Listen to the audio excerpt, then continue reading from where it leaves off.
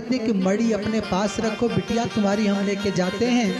एक काम करना, क्या इससे जो धन प्रकट हो, जो सोना 8 बार नित्य निकले, उस सोने को हमारे राजकोष में आप जमा कर दीजिएगा।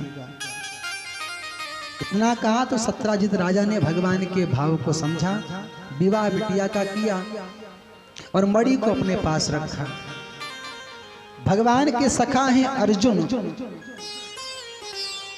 भगवान अर्जुन के साथ नित्य यमुना किनारे भ्रमण करने जाते थे।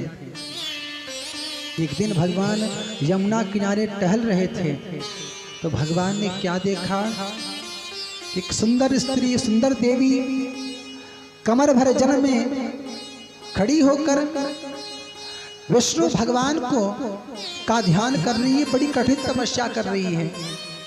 भगवान ने अर्जुन से कहा कि अर्जुन जाके पता लगाओ कि ये देवी कौन है और इतनी कठिन तपस्या किसके लिए कर रही हैं। अर्जुन आते हैं।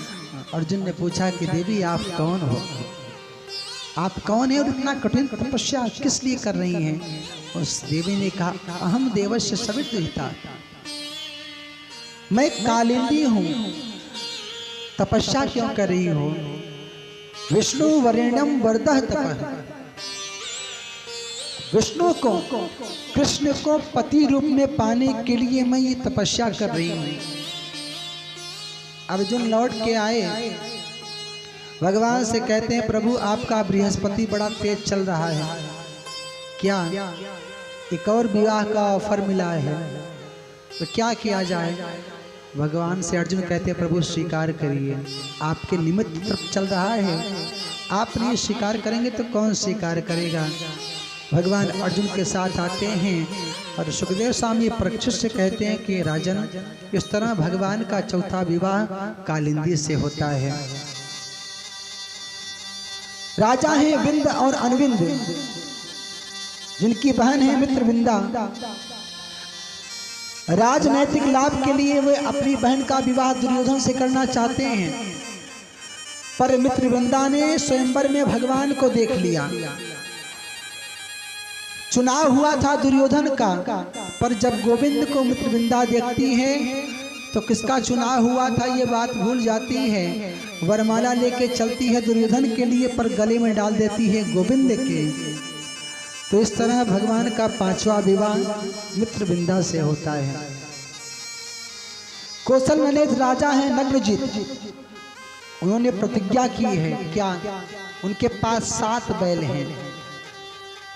राजा ने प्रतिज्ञा की है कि 7 को एक रस्सी में एक साथ जो नथ देगा उसी से अपनी बेटी सत्या का मैं विवाह करूंगा। बहुत से राजा बड़े वीर बड़े महारथी इकट्ठे होते हैं, पर यह कार्य कोई कर नहीं पाया।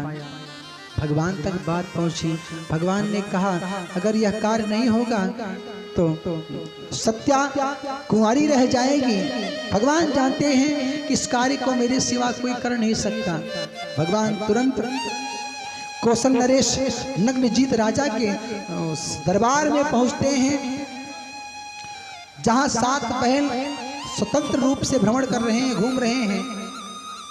सुखदेव स्वामी परीक्षित को कथा सुनाते हुए कहते राजन भगवान ने एक साथ 7 रूप धारण किया और 7 बैलों को एक साथ नथ दिया और राजा की प्रतिज्ञा पूरी हुई। इस तरह भगवान का 6वां विवाह कौशल नरेश राजा नग्नजित की पुत्री सत्या देवी से संपन्न होता है। बोलिए कृष्ण कन्हैया लाल की जय हो। भगवान का 7वां विवाह सुतकीर्ति की पुत्री भद्रा जी से होता है और भगवान का 8वां विवाह लक्ष्मणा जी से संपन्न होता है। इस तरह भगवान के 8 विवाह संपन्न हुए। सुखदेव स्वामी परीक्षित को कथा सुनाते हुए कहते राजन एक राक्षस है नरकासुर, जिसको लोग भौमासुर भी कहते हैं। बड़ा अत्याचार समाज में उसका व्याप्त है। वो जिस राज्य पर आक्रमण करता उस राज्य की अविवाहित राजकुमारियों को हरण कर लेता और सबको कैद खाने में बंद कर देता। उसने संकल्प लिया है कि जब 16,000 राजकुमारियां हो जाएंगी तो एक साथ सबसे विवाह करेंगे। एक बार भगवान सभा में बैठे थे, भगवान को सूचना मिली कि 16,000 राजकुमारियां नरकासुर के जेल खाने में कैद हैं, बंदी बनाई गई हैं। भगवान इस वेदना को सहन नहीं कर पाए। भगवान मुक्त करने हेतु विचार करके नरकासुर के राज्य में पहुंचते हैं और नरकासुर का वध करके भगवान 16,000 राजकुमारियों को मुक्त करते हैं। भगवान ने उन राजकुमारियों से कहा, देवियों आप सब अपने अपने घर को जाओ। इतना सुना तो राजकुमारियां रोने लगती हैं, कहती हैं, प्रभु इतने वर्षों तक हम नरकासुर के कैद खाने में रही, घर वाले स्वीकार नहीं करेंगे और कोई पुरुष हमसे विवाह नहीं करेगा, तो अब हमारे पास दो ही रास्ता है। क्या? या तो आत्महत्या कर लें या गलत मार्ग का चुनाव कर लें।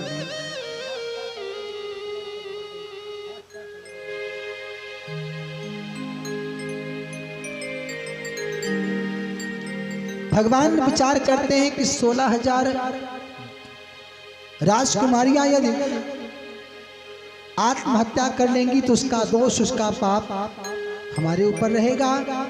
भगवान ने उन राजकुमारियों के सामने एक सुंदर सा प्रस्ताव रखा कि देवियों अगर आपको कोई पीड़ा, कोई तकलीफ अगर आप सबको ना हो तो मैं आप सबसे विवाह करना चाहता हूँ। इतना जब गोपियों ने सुना तो गोपियों की आंखें भर आती हैं, हृदय द्रवित हो जाता है और भगवान 16,000 राजकुमारियों के साथ एक साथ विवाह करते हैं। बोलिए कृष्ण कन्हैया लाल की जय हो। ये इस कथा से एक संदेश है कि जीवन में परमात्मा किसी के अवगुण को नहीं देखते हैं। अवगुण हम आप देखते हैं पर जन अवगुण प्रभु मान न काऊ, करुणामय अति मृदुल स्वभाव। उनका बड़ा मृदुल, बड़ा करुण स्वभाव है। भक्त भगवान से कहता है, प्रभु अगर नाथ देखोगे अवगुण हमारे तो हम कैसे भव से लगेंगे किनारे। अगर नाथ देखोगे अवगुण हमारे तो हम कैसे भव से लगेंगे किनारे। ताली की सेवा करते हैं सब लोग गुनगुनाइए भाव से। अगर नाथ देखोगे अवगुण हमारे तो हम कैसे भव से लगेंगे किनारे। अगर नाथ देखोगे अवगुण हमारे तो हम कैसे भव से लगेंगे किनारे। अगर नाथ देखोगे।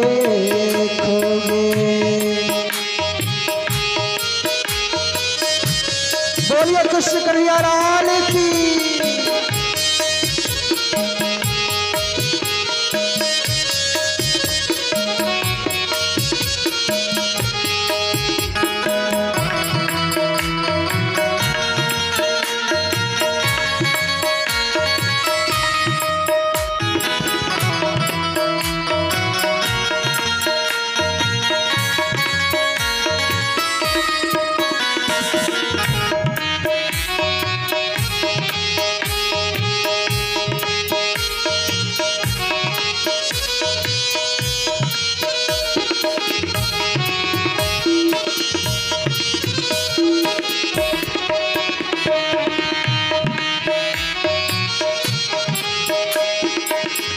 हमारे लिए क्यों देरी किए हो, हमारे लिए क्यों देरी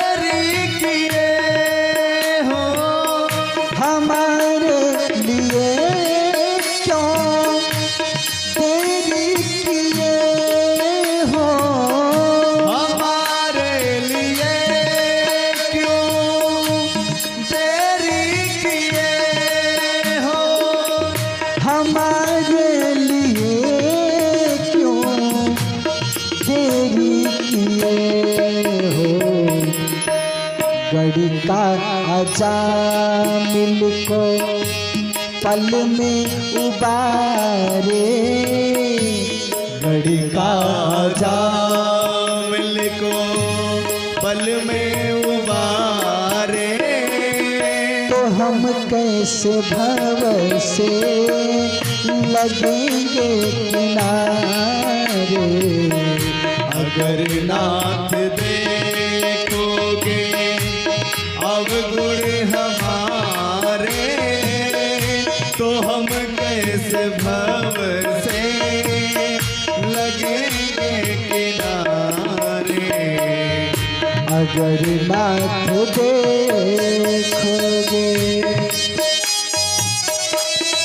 ताली की सेवा करते हो भाव से सब लोग।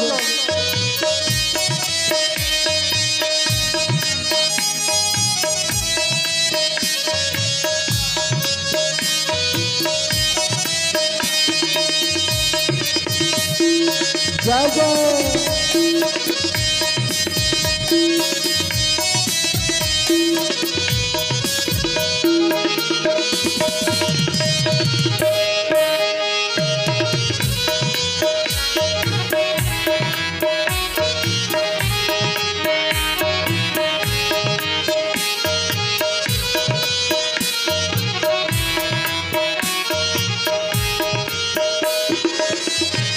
पतितों को पावन है करते कृपा निधि।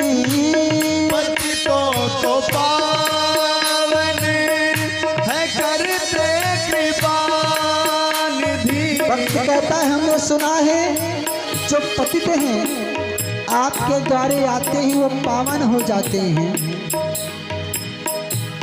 पतितों को पावन है करते कृपा निधि हो। पतितों को पावन है करते कृपा निधि। पतितों को पावन है करते कृपा निधि। ये पाप है इसे सुयस के सहारे, ये पाप है इस सुरस के सहारे।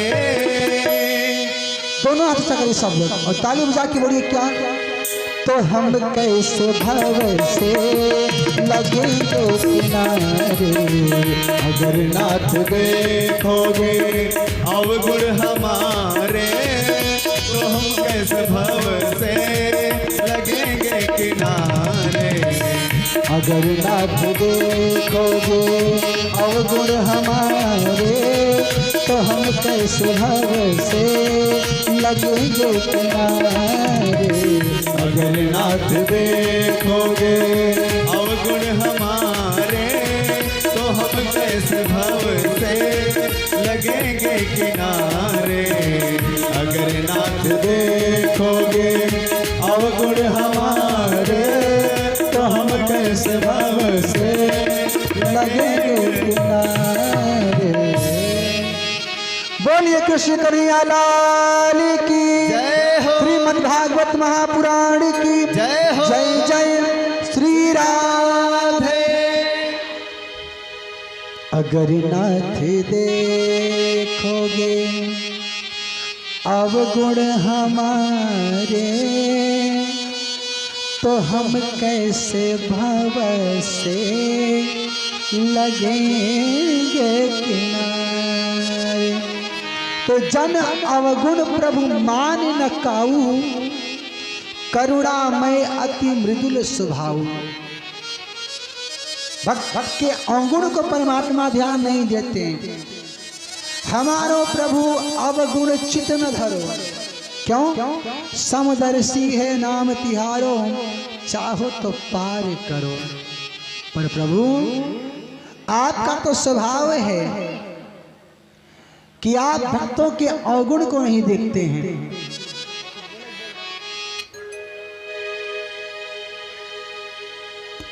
बड़े सौभाग्य की बात है माननीय श्री पूर्व विधायक धीरज ओझा जी का आगमन इस प्रांगण में हुआ है, कथा पंडाल में हुआ है। हम विधायक जी का स्वागत अभिनंदन करते हैं। जय श्री राधे। हरिओम हरिओम हरिओम।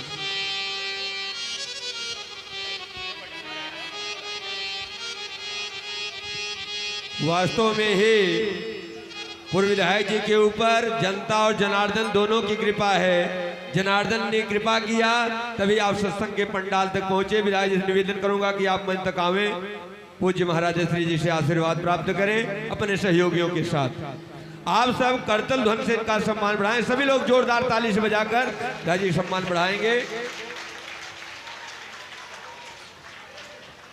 ओम देव शांतिरंतर जगुं शांति पृथ्वी शांतिरापः शांतिरोषधयः शांतिः वनस्पतयः शांतिः विश्वदेवाः शांतिः ब्रह्म शांतिः सर्वगुं शांतिः शांतिरेव शांतिः श्यामा शांतिरेधि।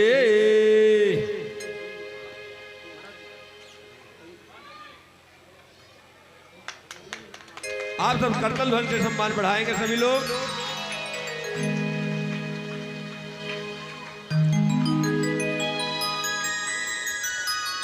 स्वस्ति तुते कुशलमस्तु चिरायुरस्तु गोभाज्य हस्त धन धान्य समृद्धिरस्तु ऐश्वर्यमस्तु बलमस्तु रिपोक्षयस्तु वंशी सदैव भवतां हरिभक्तिरस्तु।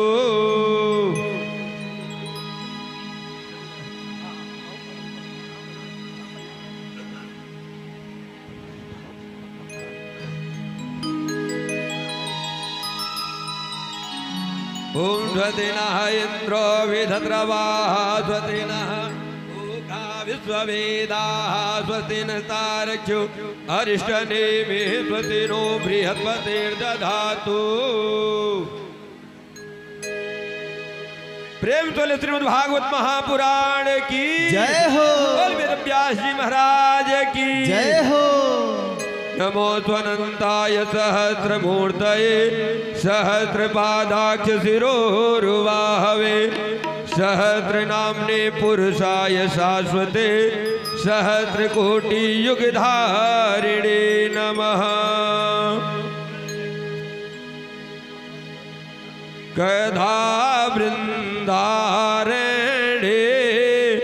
विमल यमुना तीर पुलिने चलन्तं गोविंद फलधर सुधामादि सहितं अये कृष्ण स्वामी मधुर मुरली वादन विभो प्रथिदेत्याक्रोशान् निमिकमिव नेष्यामि दिवसान् कदायोध्यारणे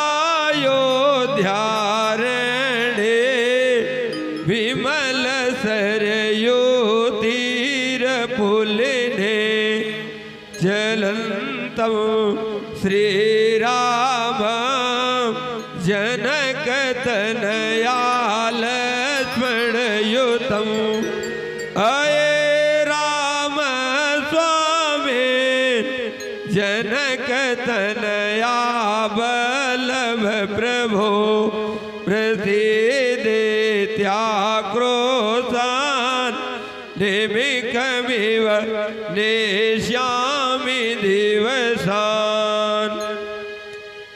इस प्रांगण में पूर्व विधायक जी का पदार्पण हुआ। व्यस्ततम जिनका समय है, लेकिन अपना अमूल्य समय निकालकर हमारे मुख्य यजमान भैया मनीष जी के ऊपर, अंशु जी के ऊपर आपने कृपा किया। आपका इस पंडाल में सहर्षी स्वागत। अब हम महाराजा श्री जी के चरणों में वंदन अर्चन करते हुए सभी लोगों से निवेदन करेंगे आप लोग उचित स्थान लेकर बैठ जाएं। शांति के साथ भगवान की कथा आप सब लोग श्रवण करेंगे। अब हम पूज्य महाराज श्री जी के चरणों में वंदन अर्चन करते हुए निवेदन करेंगे कि आगे की कथा हम सभी लोगों को श्रवण कराने की महती कृपा करें। पूज्य व्यास जी महाराज। राधे बोलिए कृष्ण कन्हैया लाल की जय हो। श्री कृष्ण गोविंद हरे मुरारे हे नाथ नारायण वासुदेवा।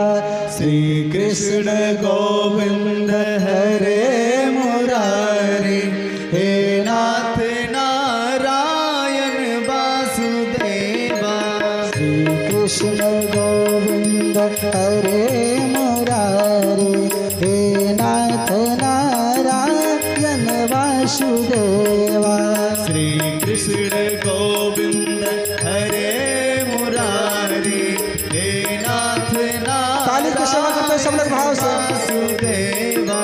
हे नाथ नारायण वासुदेवा। हे नाथ नारायण वासुदेवा। हे नाथ नारायण वासुदेवा। हे नाथ नारायण वासुदेवा। हे नाथ नारायण वासुदेवा। हे नाथ नारायण वासुदेवा। श्री कृष्ण गोविंद हरे मुरारी हे नाथ नारायण वासुदेवा। श्री कृष्ण गोविंद हरे मुरारी सब लोग आइए भाव से। हे नाथ नारायण वासुदेवा। कि तुम तो स्वामी सखा हमारे। तुमात स्वामी सखा हमारे। तुम तो स्वामी सखा हमारे। तुमात स्वामी सखा हमारे। हे नाथ नारायण वासुदेवा। हे नाथ नारायण वासुदेवा। दोनों हाथ से करें सब लोग और ताली बजा के बोलिए। श्री कृष्ण गोविंद हरे मुरारे हे नाथ नारायण वासुदेवा।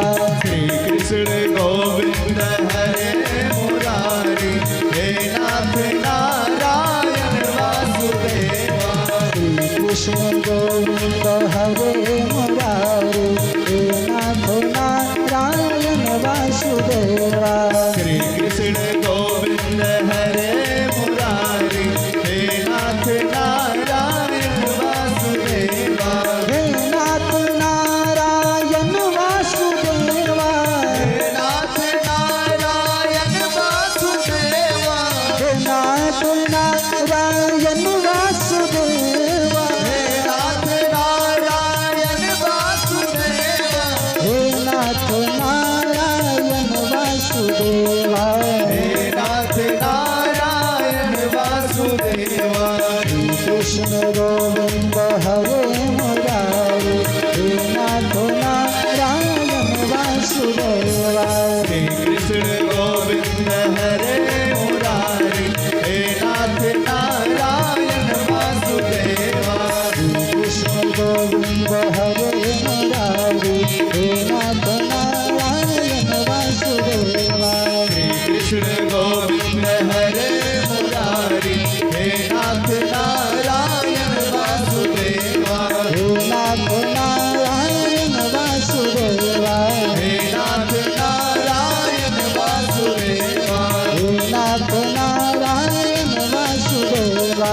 हे नाथ नारायण वासुदेवा। बोलिए कृष्ण कन्हैया लाल की जय हो। श्रीमद् भागवत महापुराण की जय हो। जय जय श्री राधे। जीवन में सदैव यही प्रसन्नता यही भाव बना रहे और हमारे आपके बीच में रानीगंज विधानसभा के पूर्व विधायक धीरज ओझा भैया का आगमन हुआ है। आपके लिए एक बार जोरदार ताली बजा दीजिए। बड़ा सुंदर आपका स्वभाव और अपने अंशों सहित यहाँ पे आए हैं। ज़्यादा प्रसन्नता का यह विषय, जिस प्रकार भगवान राम आए तो अंशों सहित अवतार लिए भाइयों के साथ रहते हैं, ठीक उसी प्रकार जब भी हम देखते हैं तो अपने भाइयों के साथ रहते हैं। तो जीवन में ये प्रेम सदैव बना रहे, भाई भाई का प्रेम बना रहे, पिता पुत्र का प्रेम बना रहे, राजा प्रजा का ये प्रेम बना रहे। कथा का मात्र एक उद्देश्य है कि समाज में क्षेत्र में जिस प्रेम की कमी आई है उस प्रेम की पूर्ति के लिए समय समय पर श्री राम कथा एवं श्रीमद् भागवत कथाएं आयोजित हुआ करती हैं। साधु कहते हैं कि प्रेम कैसा होना चाहिए। एक भाई राम जी जो भाई हित राज तजी, एक भाई राम जी जो भाई हित राज तजी, अवध ऐसो धाम तजी वन में फिरते हैं। एक भाई लखन जो भाई कर सेवा हित, सब सुख छाड़ी बन बन बिहरत हैं।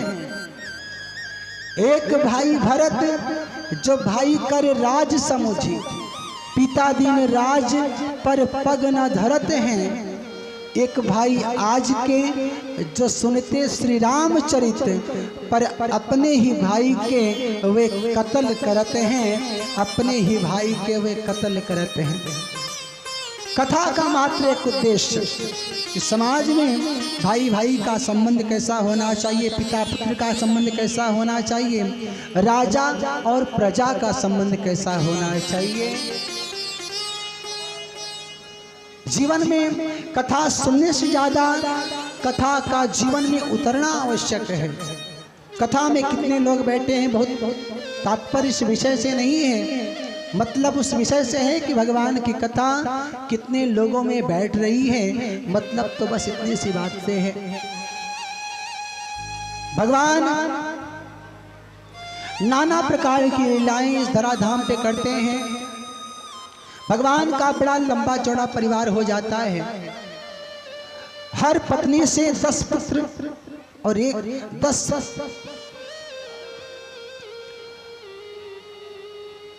भगवान का बड़ा लंबा परिवार 1,61,080 इनके संतानें हैं। इतनी हर पत्नी से 10 पुत्र और 1 पुत्री भगवान के प्रकट होते हैं। सबके विवाह की चर्चा है। आगे राजा नृग की कथा आती है। एक सुंदर सा भाव, सुंदर सा प्रसंग। एक बार भगवान श्री कृष्ण अपने पुत्रों को साथ लेके वन में खेलने जाते हैं। भगवान अपने पुत्रों के साथ गेंद खेलते हैं और एक स्थिति ऐसी आई कि गेंद कुएं में चली जाती है। कुएं में गई तो भगवान गेंद निकालने के लिए कुएं के अंदर प्रवेश करते हैं। अंदर प्रवेश किए तो क्या देखा, कुएं में एक गिरगिट है। भगवान के चरण से उसका स्पर्श हुआ। चरण से स्पर्श हुआ तो गिरगिट राजा का रूप धारण कर लेता है। गिरगिट की योनि से मुक्त होकर राजसी स्वरूप में आ जाता है, राजा के स्वरूप में आ जाता है। भगवान के चरण कमलों का स्पर्श पाते ही वह दिव्य पुरुष के रूप में प्रकट हो गया। भगवान ने पूछा कि आप कौन हैं?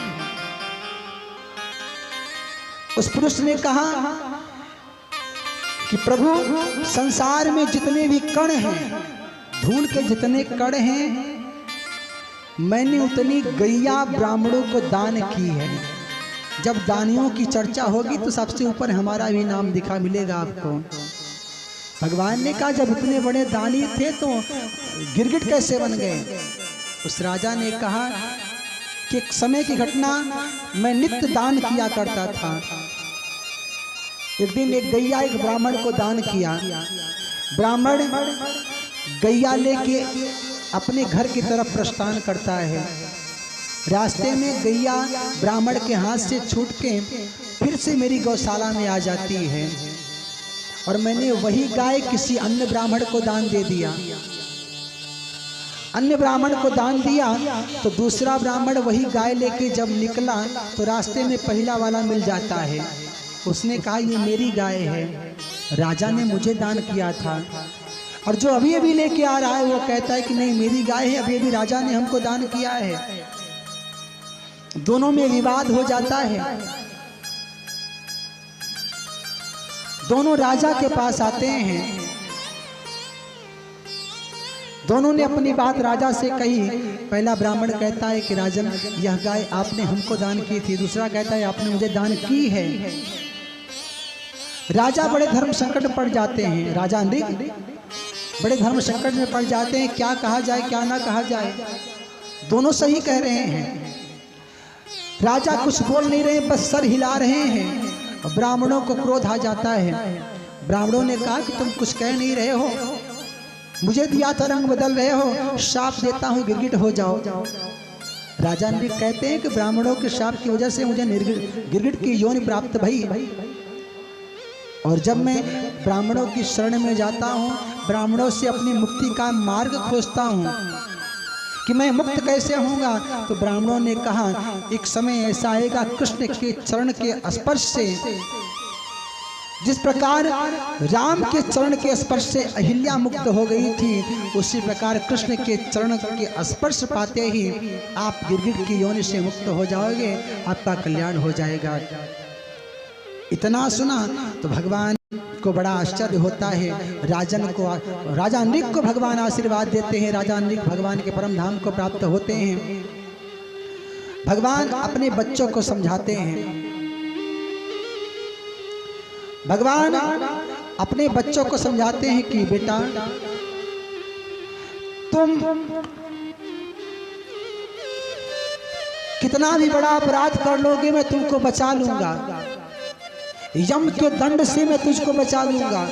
तुम सबको हलाहल विष पान कर लोगे तो भी मैं आपको बचा लूंगा, पर ब्राह्मण के धन की कभी चोरी नहीं करना, ब्राह्मण का कभी अपमान नहीं करना।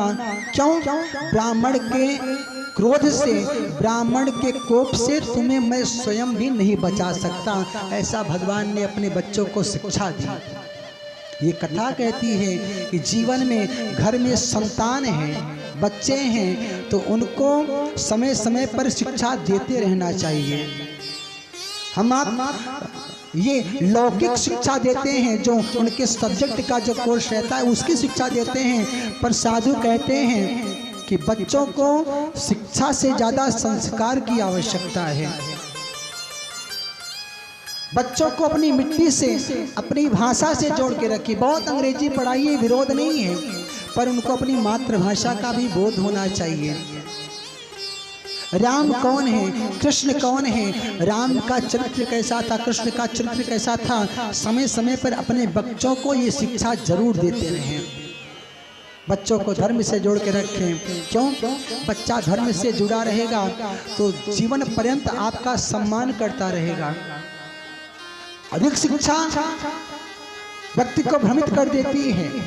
स्वामी विवेकानंद जी कहते हैं शिक्षा का तात्पर्य जब तक धन का अर्जन करना होगा कि कौन सा कोर्स कराएं जिससे पेमेंट ज़्यादा होगी, जब तक जीवन में ये भाव बना रहेगा तब तक समाज में कोई परिवर्तन नहीं आ सकता। इसलिए सदैव इस बात का ध्यान रखें कि शिक्षा का तात्पर्य समाज में सुधार करना हो। राज्य का तात्पर्य समाज में व्याप्त बुराइयों को दूर करने का कार्य होना चाहिए। भगवान ने अपने बच्चों को ये सुंदर सी शिक्षा दी कि बच्चा जीवन में कुछ भी करना, किसी साधु का, किसी ब्राह्मण का अपमान नहीं करना, नहीं तो होगा क्या। जिस श्रीमद् भागवत की कथा हम आप सुनने बैठे हैं, राजा परीक्षित ने बस इतना अपराध कर दिया था कि मरा हुआ सर्प उठाकर शमीक मुनि के गले में डाल देते हैं। और परिणाम क्या हुआ? 7 दिन के अंदर उनकी मृत्यु सुनिश्चित हो जाती है। ये कथा कहती है कि जीवन में इस बात का जरूर ध्यान रखें कि कभी भी ऐसा कुछ कार्य ना हो जिससे किसी ब्राह्मण को पीड़ा हो, किसी ब्राह्मण को तकलीफ हो। आगे भगवान श्री कृष्ण के द्वारा पौंड्रिक उद्धार और काशीराज के उद्धार की चर्चा होती है। जब भगवान के विरोधियों को पता चला कि बलराम जी द्वारिका में नहीं हैं, तो हुआ क्या, एक पौंड्रिक नामक एक पात्र प्रकट होता है। उसने किया क्या है, उसके मित्र हैं काशीराज। पौंड्रिक ने अपने स्वरूप को कृष्ण के जैसा बना लिया है। मोर पंख धारण करता है, बंसी लेके चलता है, माला धारण करता है, खुद को कृष्ण समझ बैठता है। पौंड्रिक के मित्र हैं काशीराज। उन्होंने काशीराज ने पौंड्रिक से कहा कि देखो, तुम वासुदेव हो, तुम ही कृष्ण हो, सब जान गए हैं, पर जो सच का कृष्ण है उसको भी नहीं मालूम पड़ा है। तो उनको कैसे मालूम चलेगा? तो काशीराज ने कहा, कृष्ण को एक पत्र लिखो। क्या लिखो? पत्र लिखो कि जगत का कल्याण करने के लिए मैं प्रकट हुआ हूं। तुम अपने आप को वासुदेव कहते हो, पर वासुदेव कहलाना छोड़ दो। क्यों? असली वासुदेव मैं हूं, तुम नकली हो। ऐसा पौंड्रिक ने कृष्ण को मैसेज भिजवाया।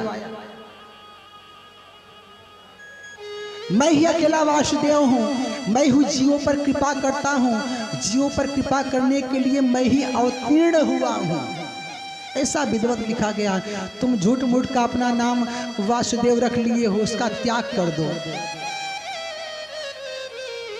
भगवान ने जब पत्र पढ़ा, भगवान ने दूतों से कहा कि जाके अपने कृष्ण से, वासुदेव से कह देना कि डुप्लीकेट कृष्ण उनका दर्शन करना चाहते हैं, जल्दी ही आएंगे।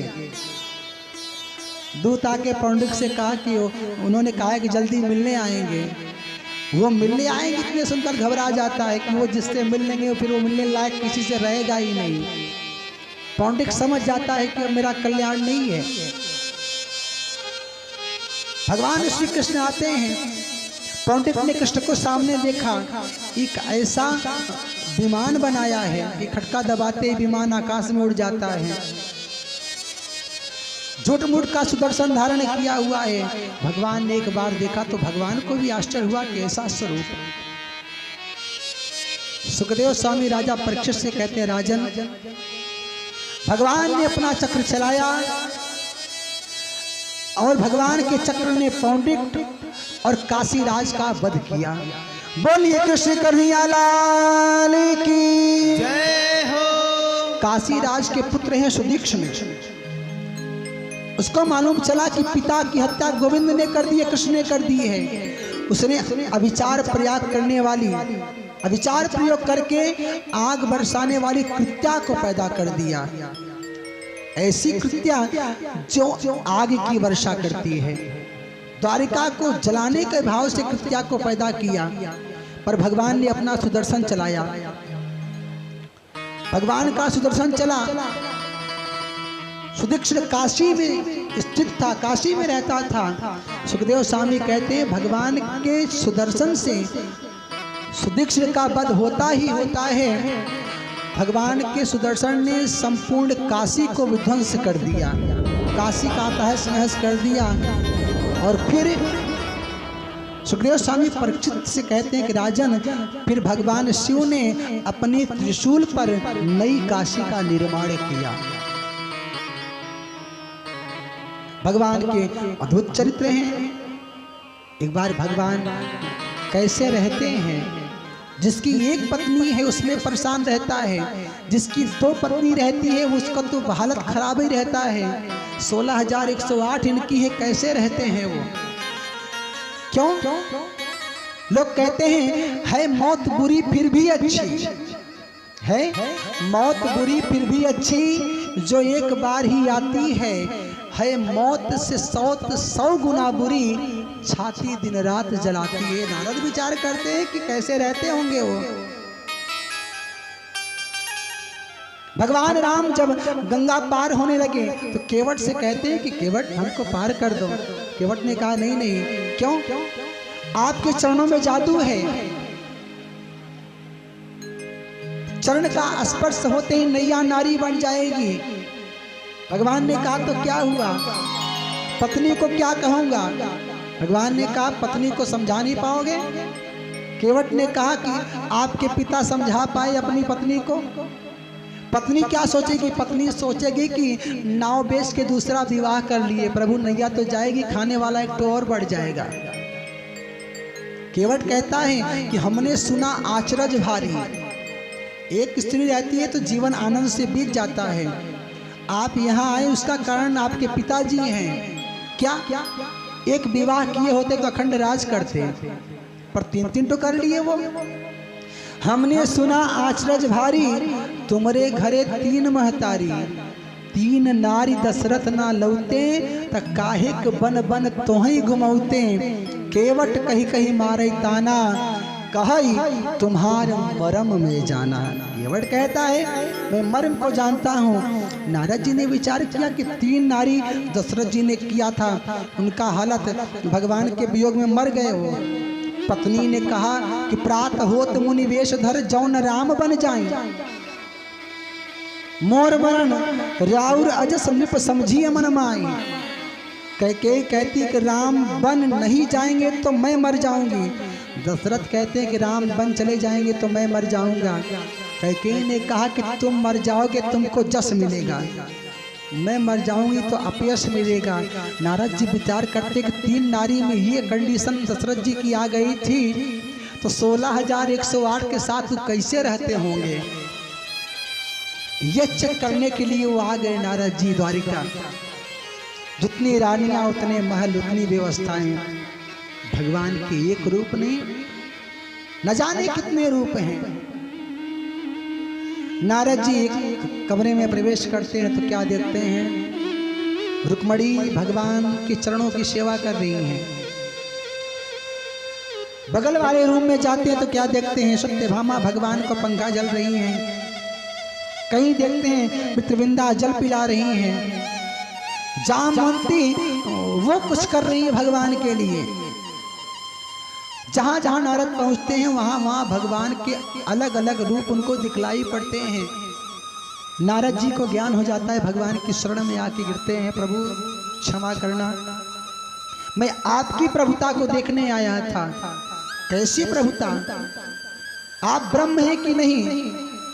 कथा कहती है कि जीवन में भगवान परीक्षा से नहीं मिलते।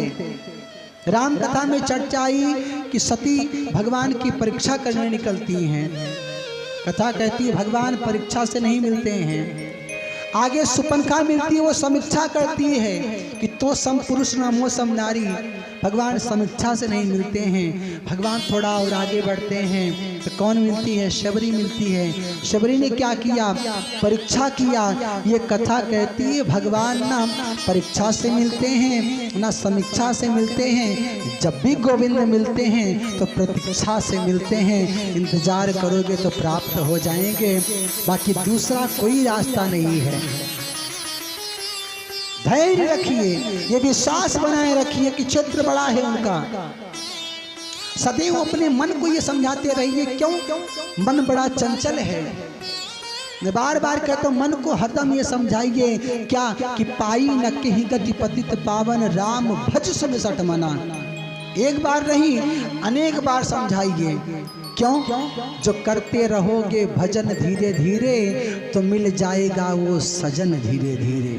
नित्य का विषय है, भजन एक दिन का विषय नहीं है कि आज कर लो कल्याण हो जाएगा। नहीं नहीं, शबरी ने एक दिन प्रतीक्षा नहीं की। जवानी से बुढ़ापा आ गया पर धैर्य नहीं छूटा। भक्ति धैर्य का विषय है, विश्वास का विषय है। मैं बार बार कहता हूँ भगवान में, ग्रंथों में और सद्गुरुदेव में 3 विषयों पर कभी संशय नहीं करना चाहिए। ऐसा साधु, ऐसा गुरुदेव निवेदन किया करते हैं। गुरुदेव कहते हैं भगवान की बहुत सी लीला। हो मेरा निर्मल निर्मल मन था, कोई दोष ना था। मेरा निर्मल निर्मल मन था, कोई दोष ना। सब लोग आइए भाव से। मेरा निर्मल निर्मल मन था, कोई दोष ना था। मैं कब बना हो, मैं कब बना संसारी, मुझे होश ना था। मैं कब बना संसारी, मुझे होश ना था। मेरा निर्मल निर्मल मन था, कोई दोष ना था। मेरा निर्मल निर्मल मन था, कोई दोष ना था। मेरा निर्मल निर्मल मन था, कोई दोष ना था। ओ मेरा निर्मल जय जय। निर्मल था, कोई दोष ना था। मैं कब बना हो, मैं कब बना संसारी, मुझे होश ना था। मैं कब बना संसारी, मुझे होश ना था। मेरा निर्मल निर्मल मन था, कोई दोष ना था। मेरा निर्मल निर्मल मन था, कोई दोष ना। जय जय। बोलिए कृष्ण कन्हैया लाल की। ताली की सेवा करते रहिए सब लोग भाव से।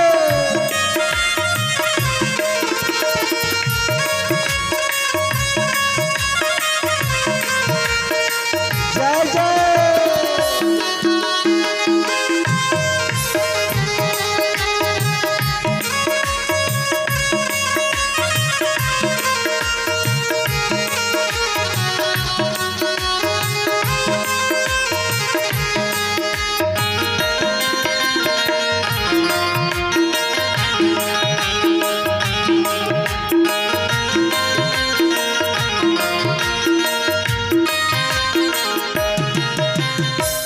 जैसे मुझे ज्ञात हुआ, मन उलझाया है हो। जैसे मुझे ज्ञात गाइए सब लोग। मन उलझाया है। माया ने कैसा कैसा रंग दिखाया है हो। माया ने कैसा कैसा रंग दिखाया है। परम पिता का कभी ध्यान न लगाया है हो। परम पिता का कभी ध्यान ना लगाया है। माया में लुभाया मन, नाम नहीं गाया है। माया में लुभाया मन, नाम नहीं गाया है। मैं वादा सारा हो, मैं वादा सारा भूला, मुझे होश ना था। मैं वादा सारा भूला, मुझे होश ना था। मेरा निर्मल निर्मल मन था, कोई दोष ना था। मेरा निर्मल निर्मल मन था, कोई दोष ना था।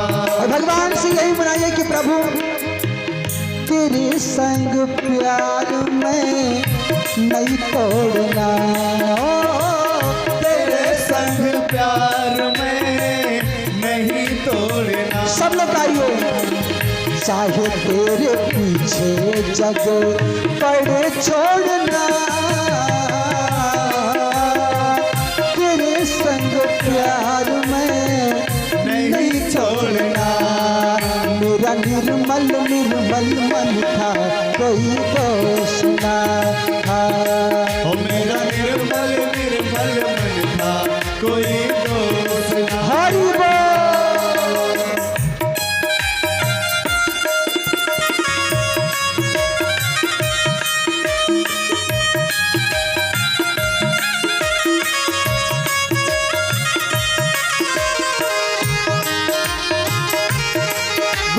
कृष्ण कन्हैया लाल की।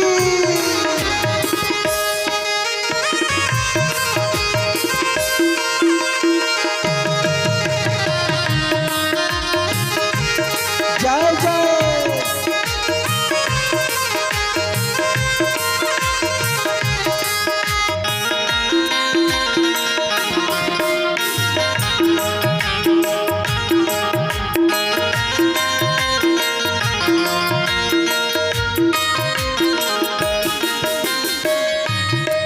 हो ज्ञात नहीं था दर्द गर्भ में आने का, ज्ञात नहीं था दर्द गर्भ में आने का, याद रहा ना कुछ कष्ट उठाने का, याद रहा ना कुछ कष्ट उठाने का। हो कितना आभारी था मैं ये तन पाने का, कितना आभारी था मैं ये तन पाने का।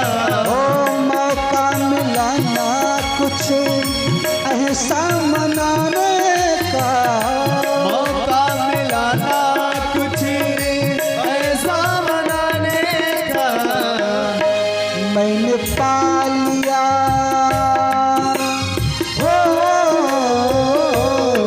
मैंने पा लिया चदरिया मुझे होश ना था, मैंने पा लिया चदरिया मुझे होश ना था। दोनों हाथ क्या करिए सब लोग और ताली बजा के बोलिए क्या कि मेरा निर्मल निर्मल मन था कोई दोष ना था, मेरा निर्मल निर्मल मन था कोई दोष ना था।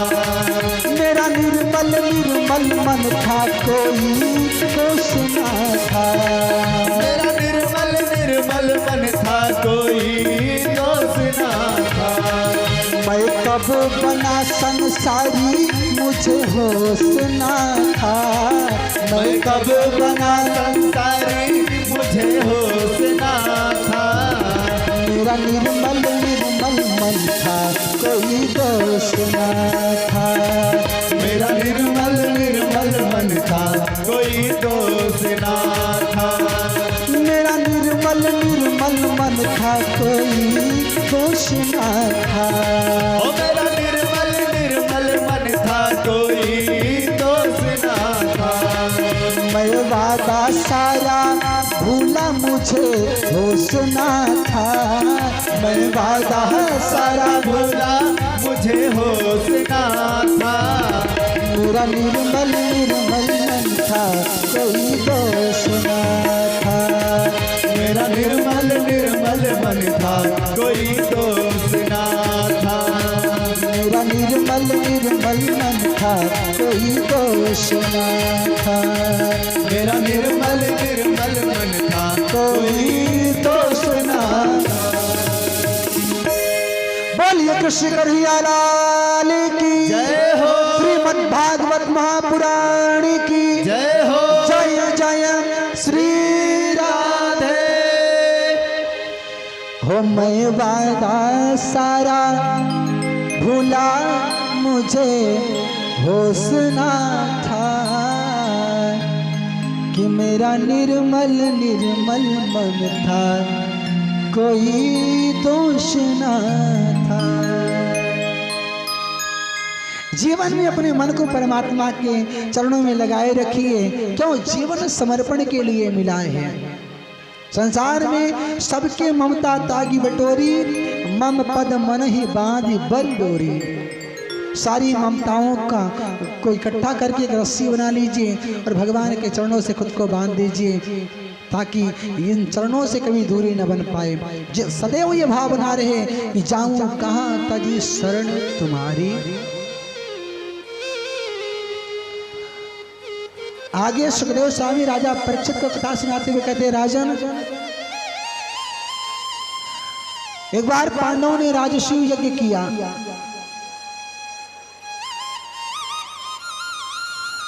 भगवान को निमंत्रण भेजा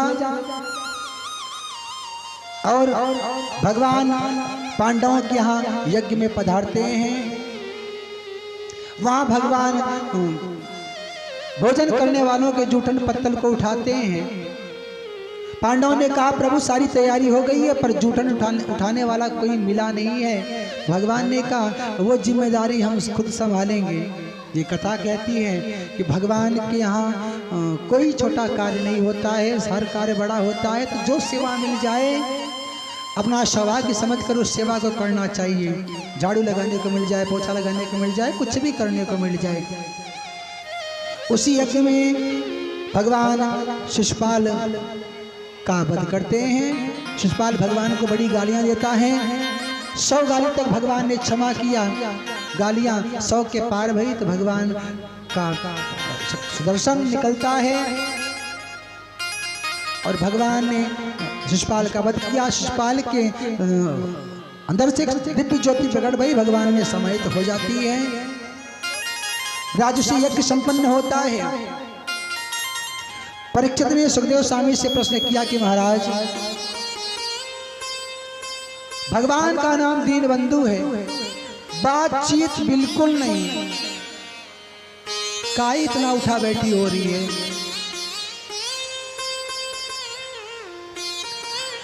परीक्षित ने कहा कि हमने सुना है भगवान का नाम दीनबंधु है, क्या किसी दीन को भगवान ने अपना बंधु बनाया है? इतना सुना तो सुखदेव स्वामी को भगवान के सखा सुदामा की याद आ जाती है। नाम नहीं लिया, विचार करते इतना ऐसा स्वभाव सुदामा का, ऐसी भक्ति सुदामा की, ऐसी निष्ठा, ऐसी करुणा, जीवन में इतना दुख, नाम नहीं लिया। नाम ले लेंगे तो कंठ अवरुद्ध हो जाएगा, शेष चर्चा नहीं हो पाएगी। क्यों? स्वतंत्र श्रोता होता है रोने के लिए, हंसने के लिए, पर वक्ता को बड़ा संयमित होना रहता है। बात पूरी हो जाए, बीच में कोई व्यवधान ना आए, इसलिए वक्ता को हमेशा सजग रहना पड़ता है। भावुक हो सकता है पर उसको ज्यादा वेदना में नहीं पड़ना चाहिए। नाम नहीं लेते हैं, कहते कृष्णासी सखा कश्चित ब्राह्मणो ब्रह्म वित्तमः विरक्तिन्द्रियार्थेषु प्रशांतात्मा जितेंद्रिय। वो कहते हैं भगवान श्री कृष्ण के एक सखा हैं, निरंतर कोई बातचीत नहीं, बस 25 से 30 मिनट आपके बीच में और हम रहेंगे, शांति से सुन लीजिए और जिसको जहां भी जगह मिले वहां बैठ जाएं।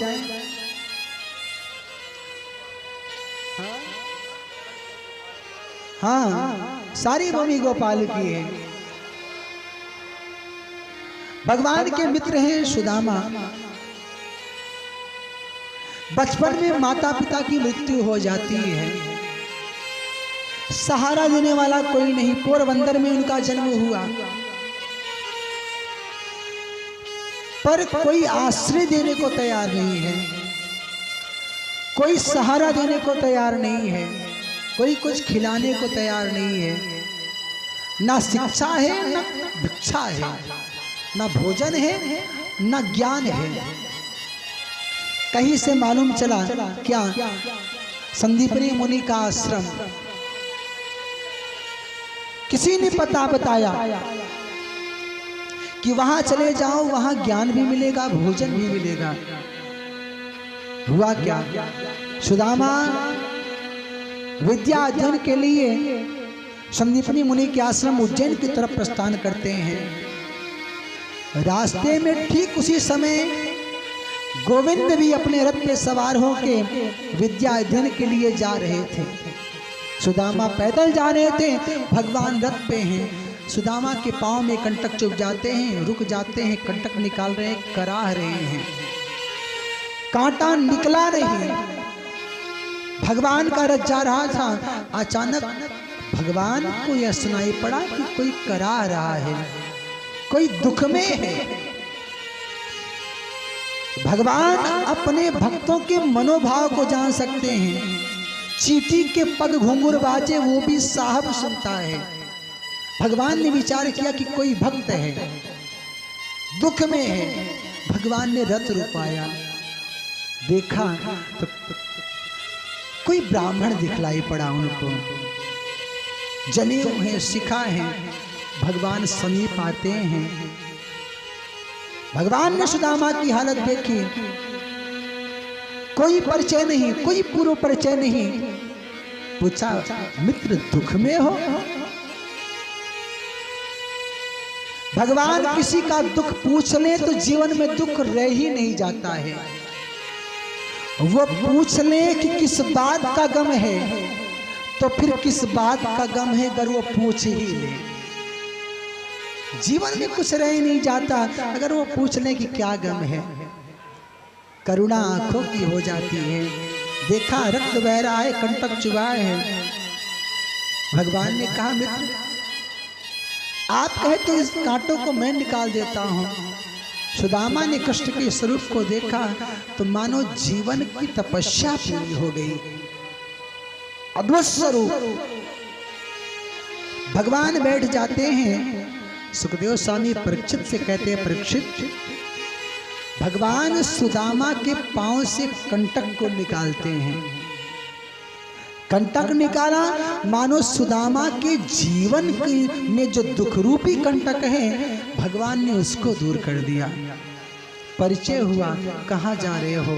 आश्रम शिक्षा के लिए। भगवान ने कहा, मैं भी वहीं जा रहा हूँ। भगवान का उसी समय आना ये संदेश देता है कि जीवन में जब दुख आता है तो गोविंद खड़े मिलते हैं। जब कोई नहीं आता तो मेरे श्याम आते हैं और मेरे दुख के दिनों में वो बड़े काम आते हैं। रथ पे बैठा लिया, लेके आश्रम पहुंचते हैं। शिक्षा प्रारंभ होती है। सुदामा गरीब थे, गरीब ब्राह्मण थे। कोई गार्जियन, कोई जिम्मेदार उनके साथ नहीं है। उनको सेवा का भार सौंपा जाता है। गोविंद राजा हैं, द्वारिका के राजा हैं। गोविंद को कोई सेवा नहीं दी जाती।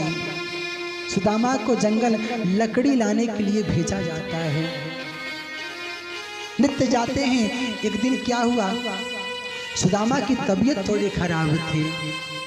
गुरु माता ने सुदामा से कहा कि लकड़ी लेने जाओ। भगवान कहते हैं कि आज मेरे मित्र की तबीयत ठीक नहीं है। माँ तो कहे तो मैं इनके साथ जाऊं। माँ ने मना किया पर गोविंद माने नहीं और सुदामा के साथ समिधा लेने जंगल में जाते हैं। इधर गुरु माता ने विचार किया कि राजा के पुत्र हैं, राजसी ठाट बाट में जिए हैं, जंगल में कितना समय लगेगा कुछ पता नहीं। इसलिए माँ ने कुछ चने सुदामा के हाथ में दिए और कहा कि भूख लगे अगर कन्हैया को तो खिला देना दोपहरी में। सुदामा चने लेके कृष्ण के साथ वन में लकड़ी तोड़ने आते हैं। भगवान ने कहा कि मित्र तुम्हारा स्वास्थ्य ठीक नहीं है, आज लकड़ी मैं तोड़ूंगा। सुदामा गरीब ब्राह्मण थे। चना उनको लगा कि कोई अद्भुत चीज है। गुरु माता ने इससे पहले कभी दिया नहीं था। कृष्ण साथ नहीं आए होते तो मिलता नहीं। एक भाव सुदामा बड़े विद्वान थे। चने को देखा तो चना शापित था। किसी ब्राह्मणी ने मांग कर ये चने कुटिया में रखा था और किसी चोर ने धन की पोटली समझ के उस चने को चुरा लिया। बुढ़िया व्याकुल हो जाती है भूख से। उसने साफ दिया कि इस चने को जो खाएगा वो जीवन पर्यंत दरिद्र रहेगा, वो दरिद्र हो जाएगा। सुदामा ने देखा तो आंखें भर आई। इन्होंने मेरे पांव का कांटा निकाला है, मुझे दुख से बाहर निकाला है, मैं इनको दुख में कैसे देख सकता हूँ। एक भाव। दूसरा भाव, जगत को देने वाला परमात्मा अगर दरिद्र हो जाएगा तो लोगों को मिलेगा कहाँ से। गोविंद लकड़ी तोड़ने पेड़ पर चढ़े हैं और सुदामा सारे चने खा जाते हैं। गोविंद नीचे उतरे, सुदामा से कहते हैं कि सखा भूख लगी है, गुरु माता ने जो चने दिए थे थोड़ा हमें भी खिलाओ। सुदामा ने कहा मित्र भूख बहुत लगी थी, सो मैं पूरे चने खा गया। गोविंद ने कहा कि मेरे हिस्से का भी खा लिए। हाँ, आपके हिस्से का भी खा लिए। भगवान ने कहा जीवन में दरिद्रता आएगी। क्यों? भगवान कहते किसी के हिस्से की कोई वस्तु खानी नहीं चाहिए। कितनी भी प्रिय वस्तु हो, कितना भी प्रिय कोई सामान हो, किसी के हिस्से का यदि है तो उसका उपभोग नहीं करना चाहिए। भगवान ने कहा सखा तो हो हमारे, पर मेरा नियम है, समदर्शी मुझे कहा जाता है, तो जीवन में दरिद्रता आएगी। सुदामा लकड़ी लेके आश्रम पहुंचते हैं। शिक्षा पूरी होती है। शिक्षा पूरी हुई, गोविंद द्वारिका चले जाते हैं। सुदामा अपने नगर में लौटते हैं। उनका विवाह हो जाता है। सुशीला नामक एक सुंदर देवी से उनका विवाह हुआ। बच्चे हो जाते हैं, पर शाप व्यर्थ नहीं जाता। जीवन में दरिद्रता आ जाती है। गरीबी का प्रभाव बड़ा विस्तार कर जाता है। सुदामा के भिक्षा मांगने की स्थिति में आ जाते हैं। भिक्षा मांगकर जीवन भरण पोषण करते हैं। पर एक नियम है, क्या? 5 घर पर नित्य भिक्षा मांगते हैं। 5 में कुछ मिला सो भोजन करते हैं, अगर नहीं मिला तो भूखे पेट सो जाते हैं। पर एक बड़ा सुंदर संदेश इस प्रसंग से, सुदामा के जीवन में दुख है, भोजन है कि नहीं है इस बात से कोई मतलब नहीं है, पर भजन नहीं बंद हो रहा है उनका।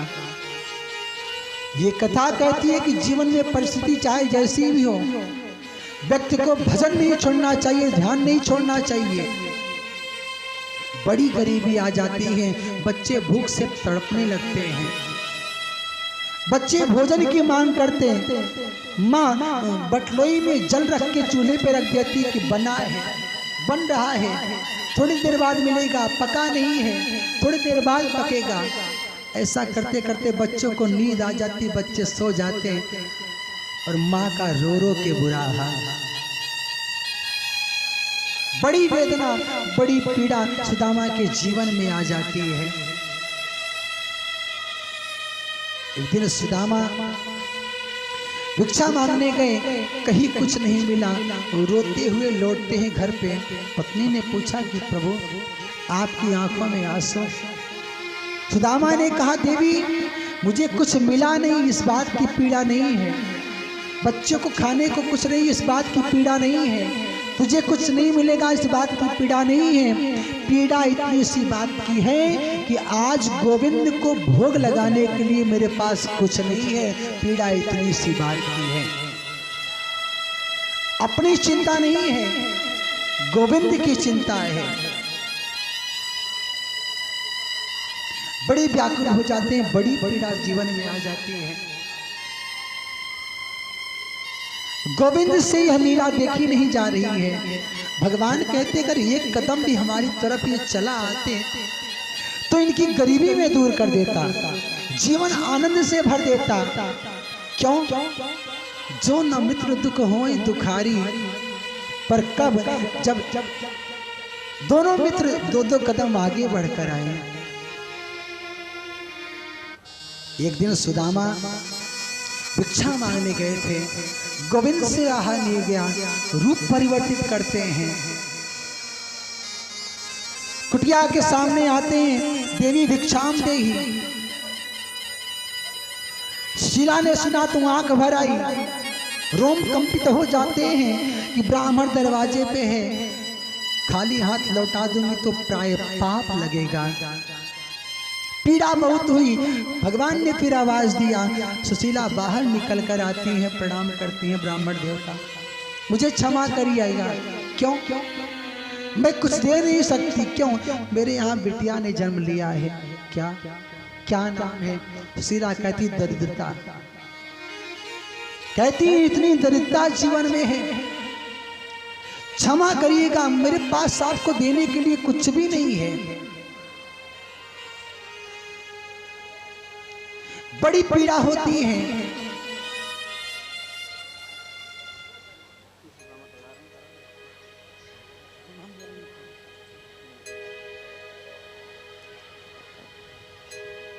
भगवान सुशीला से कहते हैं, देवी मैंने तो सुना कि ये सुशीला की सुदामा की कुटिया है, और सुदामा तो कृष्ण के मित्र हैं, उनके मित्र द्वारिकाधीश हैं, राजा हैं, उनके पास भेज दो, ये सारी गरीबी, ये सारी पीड़ा दूर हो जाएगी। सुशीला ने जब कृष्ण का समाचार सुना, कृष्ण की चर्चा सुनी, तो इंतजार करने लगी कि पति कितनी जल्दी घर पे आए।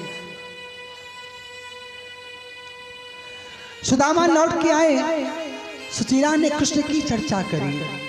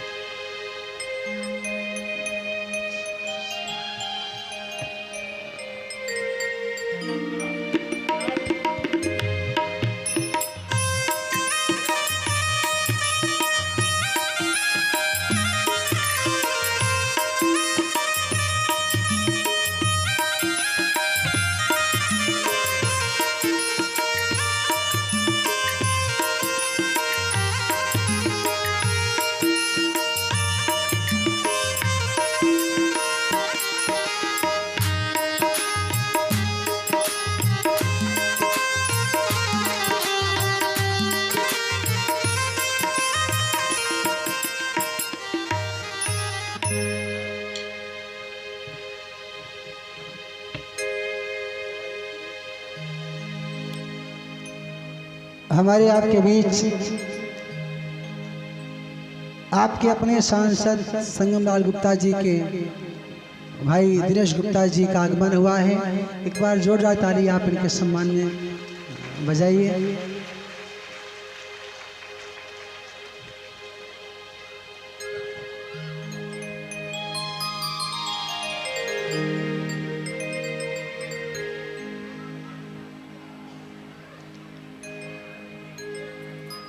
सुदामा आते हैं।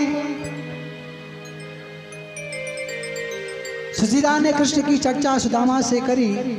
सुदामा की आंखें भर आती हैं।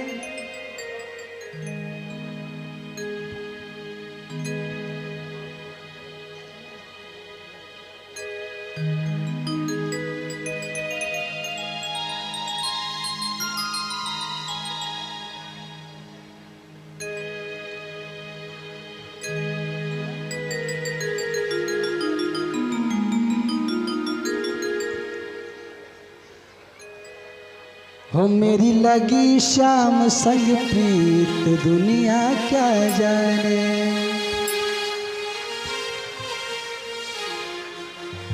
ये प्रीति ऐसी लगी रहनी चाहिए, ये दीवानगी इसी तरह बनी रहनी चाहिए। कथा जहाँ भी हो सदैव कथा का आनंद लेते रहना चाहिए। चार्जिंग की व्यवस्था सदैव बनाए रखिए, ये बैटरी उतरनी नहीं चाहिए। आज कथा भी शाम होगी, कल कहीं और होगी, पर भाव सदैव बनाए रखिएगा। क्यों? सितारों को आंखों में महफूज रखना, सितारों को आंखों में महफूज रखना, बहुत देर तक रात ही रात होगी। सितारों को आंखों में महफूज रखना, बहुत देर तक रात ही रात होगी। और मुसाफिर हैं हम भी, मुसाफिर हो तुम भी, किसी मोड़ पर फिर मुलाकात होगी, फिर कभी आनंद लिया जाएगा। बातें बहुत सी, पर भाव का कथा भाव का विषय है, आनंद लिया जाए। हो मेरी लगी श्याम संग प्रीत दुनिया क्या जाने, मेरी लगी श्याम, सब लोग गाइए भाव से, दुनिया क्या जाने, मेरी लगी श्याम संग प्रीत दुनिया क्या जाने, मेरी लगी श्याम संग प्रीत दुनिया क्या जाने, क्या जाने कोई क्या जाने, हो क्या जाने कोई क्या जाने। जिसका नाचने का मन करे नाच भी सकता है अपनी जगह पे खड़े होके। आखिरी रात है, क्या जाने कोई क्या जाने, हो क्या जाने कोई क्या जाने, क्या जाने कोई क्या जाने, हाँ क्या जाने कोई क्या जाने, मुझे मिल गया मन का मीत दुनिया क्या जाने, मुझे मिल गया मन का गाँव से सब लोग नाच सकते हैं। मेरी लगी श्याम संग प्रीत दुनिया क्या जाने, मेरी लगी श्याम संग प्रीत दुनिया क्या जाने, हो क्या जाने कोई क्या जाने, हो क्या जाने कोई क्या जाने, क्या जाने कोई क्या जाने, क्या जाने कोई क्या जाने, क्या मुझे मिल गया मन का मीत दुनिया क्या जाने, मुझे मिल गया मन का मीत दुनिया क्या जाने, मेरी लगी श्याम संग प्रीत दुनिया क्या जाने, मेरी लगी श्याम संग प्रीत दुनिया क्या जय जय। ताली की सेवा करते रहिए भाव से सब लोग, जय जय।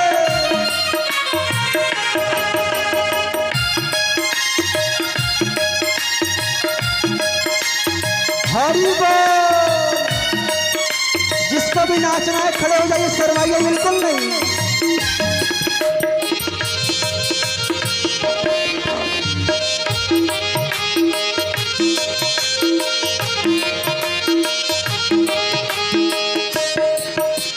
छवि लखी मैंने श्याम की जब से, जब लगी मैंने श्याम की जब से, भाई बावरी मैं तो तब से, भाई बावरी मैं तो तब से, बाधी प्रेम की डोर मोहन से, बाधी प्रेम की डोरी मोहन से, नाता तोड़ा मैंने जग से, नाता तोड़ा मैंने जग से, क्यों कैसी ये निगोरी प्रीत दुनिया क्या जाने, कैसी ये निगोरी प्रीत दुनिया क्या जाने, हो क्या जाने कोई क्या जाने, क्या जाने कोई क्या जाने, क्या जाने कोई क्या जाने, क्या जाने कोई क्या जाने, मुझे मिल गया मन का मीत दुनिया क्या जाने, मुझे मिल गया मन का मीत दुनिया क्या जाने, मेरी लगी श्याम संग प्रीत दुनिया क्या जाने, मेरी लगे श्याम संग प्रीत दुनिया क्या हरि बोल।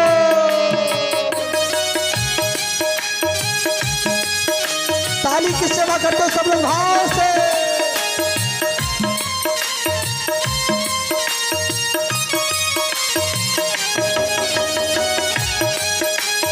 जय जय।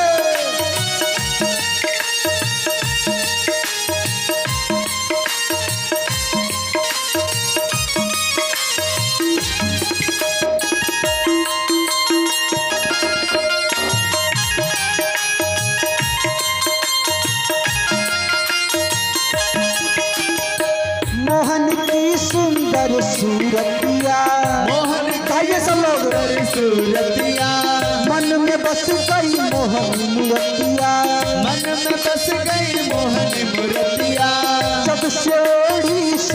चुनरिया, जब से ओढ़ी श्याम चुनरिया, लोग कहे मैं तो भई बावरिया, लोग कहे मैं तो भई बावरिया। पर चिंता नहीं है, क्यों? मैंने छोड़ी जग की रीत दुनिया क्या जाने, मैंने छोड़ी जग की रीत दुनिया क्या जाने, मुझे मिल गया मन का मीत दुनिया क्या जाने, मुझे मिल गया मन का मीत दुनिया क्या जय जाने। जय राधे।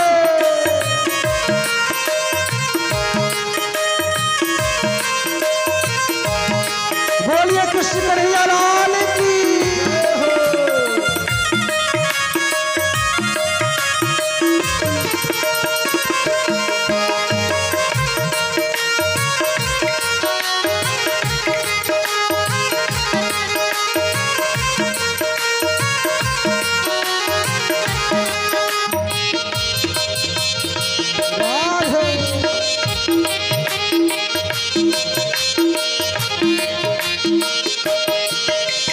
हरदम अब तो रहूं मस्तानी, हरदम अब तो हूँ मस्तानी, रूप राशि अंग अंग की सयानी, रूप राशि रंग की सयानी, हेरत हेरत रहूं दीवानी, हेरत रहूं दीवानी। और मैं गाऊं खुशी के गीत।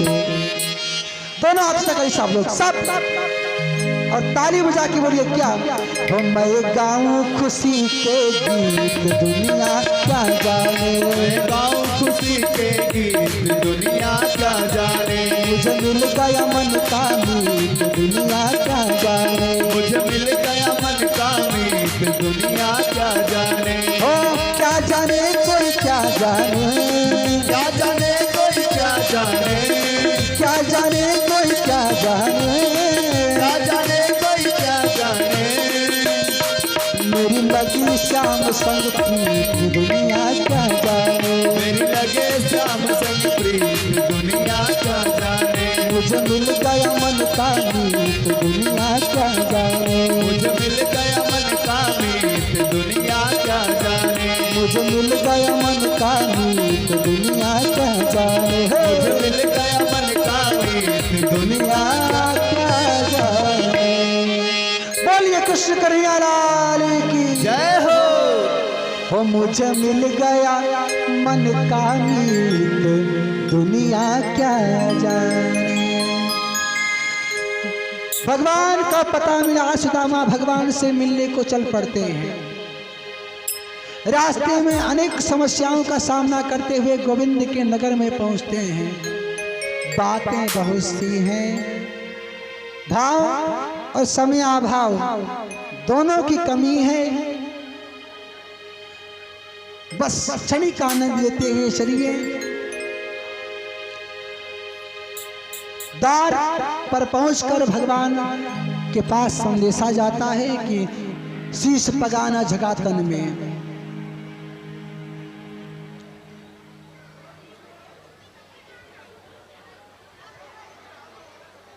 श्री राधे राधे श्याम। हमारे आपके बीच भगवान बैठे हैं। कुछ कृष्ण कन्हैया लाल की जय हो। द्वारकाधीश भगवान की जय हो। आप इसी प्रकार से 10 मिनट और घर बनाए रखे हैं। शांति का परिचय देते हुए हम निवेदन करेंगे सुदामा जी और कन्हैया जी को ले आए, यहाँ सामने बैठाएंगे सभी लोग।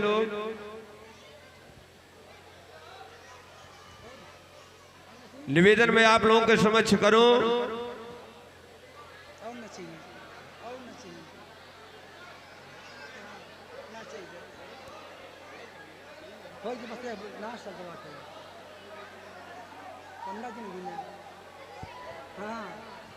आप सब लोग थोड़ी देर शांति का परिचय देंगे। कुछ ही समय में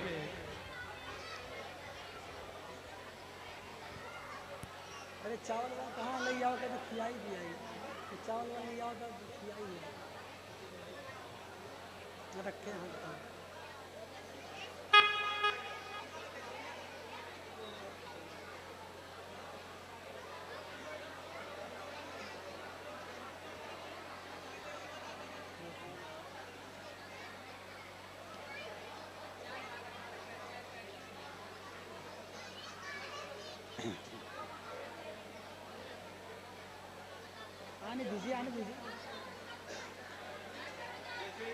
जैसे इतनी देर आप लोग धैर्य धारण किए हैं, थोड़ी देर और आप लोग धैर्य धारण किए रहेंगे।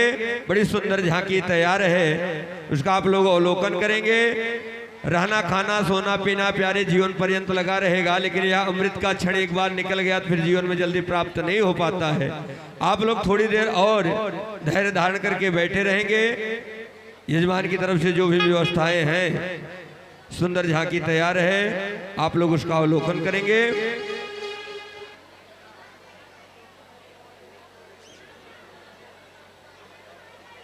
पूज्य महाराजा श्री जी के अमृतमय वचनों को आप लोग आज विगत 6 दिवसों से श्रवण कर रहे हैं। आपने अपने प्रवचन के दौरान में हम लोगों को शिक्षा दिया। कथा विश्राम की ओर ले चलते हुए कृपया शांति बनाए रखेंगे आप लोग। कथा के दौरान पूज्य महाराजा श्री जी ने मीठो है नमक